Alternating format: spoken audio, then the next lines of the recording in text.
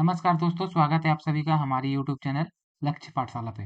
जैसा कि दोस्तों आज के वीडियो में हम लोग देखेंगे कि हम लोग किसी भी एग्जाम कॉम्पिटिटिव एग्जाम को कैसे क्रैक कर सकते हैं। ठीक है, इसके कुछ स्टेप होते हैं जिसको फॉलो करके हम लोग किसी भी एग्जाम को एक साल में क्रैक कर सकते हैं। ठीक है, बहुत बच्चे क्या होते हैं कि पढ़ते रहते हैं पढ़ते रहते हैं पढ़ते रहते हैं, बट उनका एग्जाम नहीं निकल पाता है। ठीक है, तो चलिए हम लोग कुछ मेजर स्टेप को देखते हैं जो कि एग्जाम के समय हम लोगों को इम्प्लीमेंट करना है। ठीक है, चलिए स्टार्ट करते हैं। चाहे आप एसएससी का प्रिपरेशन कर रहे हो, रेलवे का प्रिपरेशन कर रहे हो या फिर बैंक एग्जाम का प्रिपरेशन कर रहे हैं, आपको ये स्टेप को फॉलो करना ही पड़ेगा। ठीक है, और चलिए वीडियो को आगे बढ़ते हैं। सबसे पहला स्टेप है दोस्तों, सेटिंग गोल। ठीक है, अपने गोल को सेट कीजिए। आप किस एग्जाम का प्रिपरेशन कर रहे हैं? ठीक है, बैंकिंग का कर रहे हैं या एसएससी का कर रहे हैं या रेलवे का कर रहे हैं? ठीक है, आप बोल सकते हैं कि एसएससी, ठीक है, और रेलवे। ठीक है, अप्रोक्स ये दोनों का सिलेबस सेम ही है। एसएससी में इस ये डिफरेंस सिर्फ ये है कि एसएससी में इंग्लिश पूछा जाता है, ठीक है, और रेलवे में इंग्लिश नहीं पूछा जाता है। ठीक है, बाकी चलिए हम लोग स्टार्ट करते हैं। सबसे पहले हम लोग क्या करेंगे, first decide which exam do you want to target. सबसे पहले आपको डिसाइड करना है कि कौन से एग्जाम को आप टारगेट कर रहे हैं, या एसएससी कर रहे हैं, रेलवे कर रहे हैं या फिर बैंकिंग कर रहे हैं।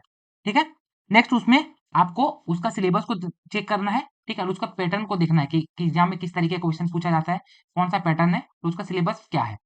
ठीक है, नेक्स्ट उसका क्या करना है, आपको प्रीवियस ईयर क्वेश्चंस को देखना है। ठीक है, उसके बाद नेक्स्ट स्टेप क्या फॉलो करेंगे, सबसे पहले एक स्टडी प्लान को अपने बनाएंगे। आजकल बच्चे क्या करते हैं, स्टडी प्लान तो बनाते नहीं है और स्टार्ट कर देते हैं पढ़ाई करना। प्रॉपर प्रॉपर अगर आपके पास स्टडी प्लान नहीं है, ठीक है, प्रॉपर टारगेट सेट नहीं कर पा रहे हैं, तो अभी रिजल्ट बन पाना बहुत मुश्किल है। ठीक है, सबसे पहले क्या करना पड़ेगा, सबसे पहले divide the syllabus into small parts. ठीक है, स्मॉल पार्ट में आपको डिवाइड करना पड़ेगा सिलेबस को। ठीक है, अकॉर्डिंग टू टॉपिक्स के अकॉर्डिंग और चैप्टर के अकॉर्डिंग आपको डिवाइड करना है। ठीक है, make a realistic time table. एक टाइम टेबल आपको बनाना पड़ेगा फॉर ईच डे, प्रत्येक दिन का। ठीक है, and study for at least 6 to 8 hours.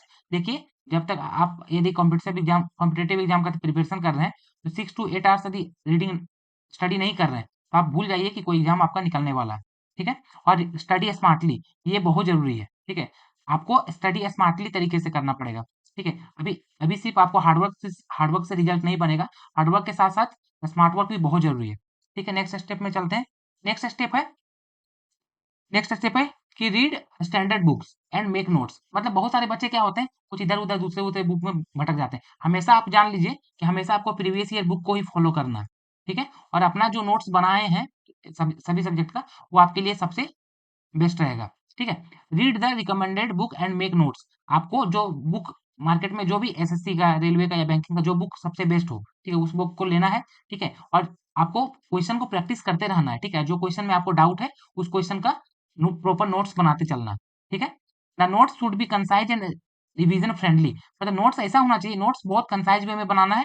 ठीक है, और ऐसा होना चाहिए कि जिसको इजिली रिवीजन किया जा सके। ठीक है, रिवीजन फ्रेंडली बनाना है, जिसको इजिली रिवीजन किया जा सके। ठीक है, नेक्स्ट स्टेप में रिवीजन स्ट्रेटजी।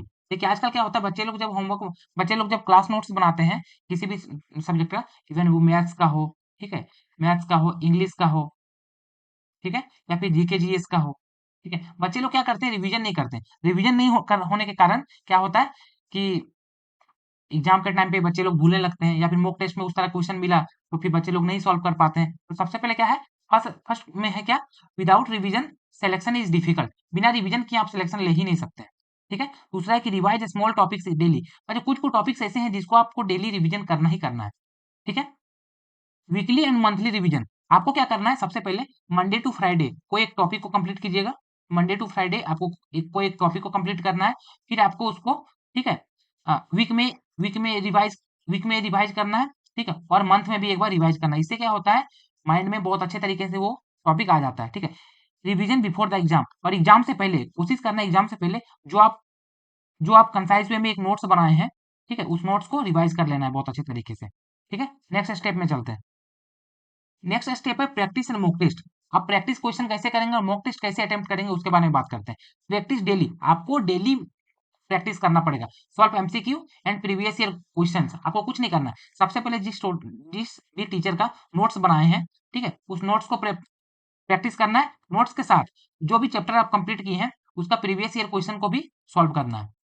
ठीक है, टेक वीकली मॉक टेस्ट। और आपको क्या करना है, वीक में 1 से 2 मॉक आपको लगाना है। ठीक है, and review your performance after word आपको मॉक देने के बाद आपको रिव्यू करना है, ठीक है, और रिव्यू इतने अच्छे से करना है, यदि सपोज मैथ्स में परसेंटेज का कोई क्वेश्चन आप आपसे नहीं बना मॉक टेस्ट में, ठीक है, तो वो यदि क्वेश्चन दोबारा कभी मॉक में मिल जाए तो वो क्वेश्चन कभी छूटना नहीं चाहिए, ठीक है, तो प्रॉपर उसका भी एक नोट्स बनाना है, ठीक है, नोट्स बनाना है, मैथ्स का अलग बनाना है, जीएस का अलग बनाना है, इंग्लिश का अलग बनाना है और रीजनिंग का अलग बनाना है, तो ताकि जो क्वेश्चन मॉक में आपसे ना बन पाए वो क्वेश्चन अगर दोबारा मिल जाए तो वो क्वेश्चन आपको छोड़ना नहीं है, ठीक है। नेक्स्ट स्टेप 6 क्या है? Consistency and mindset. आजकल के बच्चे क्या है, पढ़ाई में कंसिस्टेंट नहीं रह पाते हैं, ठीक है। मैं यहाँ पे भी ऑफलाइन जो पढ़ाता हूँ, तो यहाँ पे भी बहुत बच्चे पूछते हैं हमसे कि सर कंसिस्टेंट कैसे रहे पढ़ाई में, ठीक है। तो चलिए हम लोग देखते हैं। सबसे पहले क्या है, discipline is more important than motivation. देखिए, मोटिवेशन तो इंपॉर्टेंट है ही, साथ ही साथ आपको डिसिप्लिन रहना भी बहुत जरूरी है। इसके लिए आप क्या कर सकते हैं, आपको इसके लिए मॉर्निंग में आप योगा वगैरह कर सकते हैं, ठीक है। उसके बाद आप थोड़ा फिजिकल एक्टिविटी भी कर सकते हैं। Follow your daily routine. आपको ना क्या करना है, आपको डेली रूटीन को फॉलो करना है, ठीक है, डेली रूटीन को फॉलो करना है। मतलब सबसे बड़ी बात, आजकल के बच्चे के अंदर प्रॉब्लम क्या है, आप बच्चे तो सोने का तो लेट से सो जाते हैं, ये उठते भी लेट से हैं, ठीक है। आपको क्या है, उठने का टाइमिंग एक फिक्स करना है कि हमको डेली इतना बजे उठना है, चाहे कुछ भी हो जाए, ठीक है। क्रिएट अ पॉजिटिव इन्वायरमेंट, ठीक है, अपने इन्वायरमेंट में हमेशा पॉजिटिव चीजों को रखें, ठीक है। आजकल बच्चे क्या है, जहां भी रहते हैं अपने आप में डिस्कस करने लगते हैं एक दूसरे से, अरे भाई मेरा नहीं होगा, मार्क्स कम आ गया, ऐसा नहीं है, ठीक है। आप हमेशा अपने अपने आसपास पॉजिटिव इन्वायरमेंट को रखें, ठीक है। Study while taking break at regular intervals. मतलब क्या है, कंटिन्यू आपको पढ़ाई नहीं करना है, ठीक है, बीच बीच में थोड़ा थोड़ा ब्रेक लेते रहना है, ठीक है। नेक्स्ट स्टेप में चलते हैं। नेक्स्ट स्टेप है सेल्फ एनालिसिस एंड इम्प्रूवमेंट। जब तक आप अपने में सेल्फ एनालिसिस नहीं कीजिएगा तो आपके अंदर कोई इंप्रूवमेंट नहीं आएगा, ठीक है। सबसे पहले क्या करना है, regularly analyse your performance after every mock test. अभी हम बताएं कि हमेशा, अभी बच्चे क्या करते हैं, मॉक टेस्ट देते हैं, बस उस मॉक टेस्ट को अच्छे तरीके से एनालाइज नहीं करते हैं, ठीक है। तो आपको क्या करना है, एवरी मॉक टेस्ट देने के बाद आपको अच्छे से एनालिसिस करना है। स्टार्टिंग में क्या, एनालिसिस में आपको 2 to 3 आवर्स लग जाएगा अच्छे से एनालिसिस करने में, ठीक है। धीरे धीरे इसका टाइम जो होता है रिड्यूस होता जाएगा, ठीक है। नेक्स्ट है आइडेंटिफाई योर वीक एरियाज। हमेशा अपना वीक एरियाज को आइडेंटिफाई कीजिए, ठीक है, and work on them easily. मतलब उसमें आपको हमेशा वर्क करना करते रहना पड़ेगा, ठीक है। Track your progress weekly. आप अपना वीकली प्रोग्रेस को ट्रैक कर सकते हैं, ठीक है। इवन स्मॉल इंप्रूवमेंट काउंट, आप धीरे धीरे स्मॉल जो इंप्रूवमेंट हो रहा है उसका काउंट को भी आप अच्छे से कॉपी में लिख सकते हैं, ठीक है।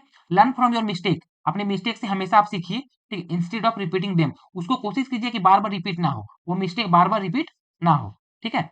Keep updating your study plan as your result. अपने आप को, स्टडी प्लान को हमेशा क्या करना है, स्टडी प्लान को हमेशा अपडेट करते रहना है, ठीक है। अभी क्या होता है कि यूट्यूब में बहुत सारे बच्चों, बहुत सारे टीचर्स या बहुत सारे टॉपर्स जो हैं वो अपना मतलब कि स्ट्रेटजी बताएं, हम लोग क्या करते हैं उसी का कॉपी करने लगते हैं। ऐसा नहीं करना है दोस्तों। आप यदि प्रिपरेशन कर रहे हैं तो आप अपना स्ट्रेटजी खुद बनाइए, ठीक है। आपका स्ट्रेटजी, आपको पता है कि आप किस चीज में वीक हो या फिर क्या है, तो इसलिए अपना स्ट्रेटजी आप खुद बनाइए, ज्यादा बेटर रहेगा। नेक्स्ट है एग्जाम डे स्ट्रेटजी और माइंडसेट। एग्जाम के समय क्या स्ट्रेटजी होना चाहिए, ठीक है, और हमारा माइंडसेट उस समय कैसा होना चाहिए, देखना।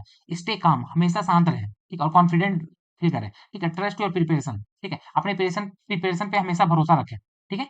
Avoid last minute creeping. हमेशा ना लास्ट मिनट, आप ये भूल जाइए कि लास्ट मिनट हम क्या छोड़े हैं क्या की। आप इतना जान के चलिए कि जितना भी हम पढ़े वो अपने आप में 100% है, ठीक है। जस्ट रिवाइज की पॉइंट। हमेशा एग्जाम से पहले की पॉइंट जो होता है उसको आप रिवीजन करते रहे। जो मॉक टेस्ट का जो कॉपी बनाए या फिर जो भी, sleep well before the exam to keep your mind fresh. हमेशा क्या कीजिए, एग्जाम से पहले क्या करना है आपको, अच्छे से अच्छे से नींद लेना है, अच्छे से नींद लेना है एग्जाम से पहले, ठीक है।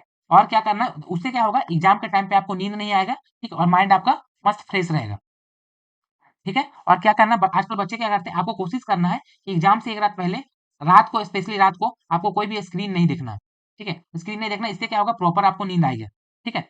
Read every question carefully. आपको जितने भी क्वेश्चन एग्जाम में आते हैं उसको केयरफुली पढ़ना है, ठीक है। और मैनेज योर टाइम, उसके अकॉर्डिंग आपको टाइम को मैनेज करना है, ठीक है। Attempt easy easy question first. सबसे पहले कोशिश करना है कि आपको इजी क्वेश्चन को सॉल्व करना है, इससे क्या होगा, आपके अंदर कॉन्फिडेंस बिल्ड होगा, ठीक है।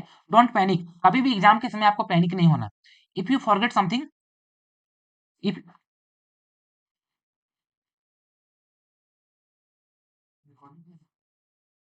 आपको क्या करना है, एग्जाम के टाइम पे कभी पैनिक नहीं होना है। इफ यू फॉरगेट समथिंग, यदि आप खुद भूल भी रहे हैं, ठीक है, टेक अ डीप ब्रीथ। आपको अंदर से एक सांस लेना है और उससे आगे बढ़ जाना है, ठीक है। Keep a positive mindset. हमेशा एग्जाम के टाइम पे क्या करना है, हमेशा आपको क्या करना है, एग्जाम के टाइम पे पॉजिटिव माइंडसेट रखना है, ठीक है, थ्रू आउट द एग्जाम।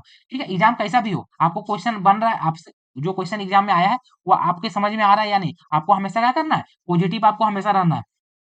ठीक है, हमेशा आपको पॉजिटिव रहना है। इससे क्या होगा कि पॉजिटिव रहने के कारण सपोज आप क्वेश्चन नंबर 1 आपसे नहीं बन रहा है, तो यदि इसी में आप पैनिक कर गए, ठीक है, तो क्वेश्चन नंबर 2 और 3 यदि इजी भी है ना, तो ये क्वेश्चन आप सॉल्व नहीं कर सकते हैं। तो इसलिए कोशिश करना है कि एग्जाम के टाइम पे आपको पॉजिटिव माइंडसेट रखना है।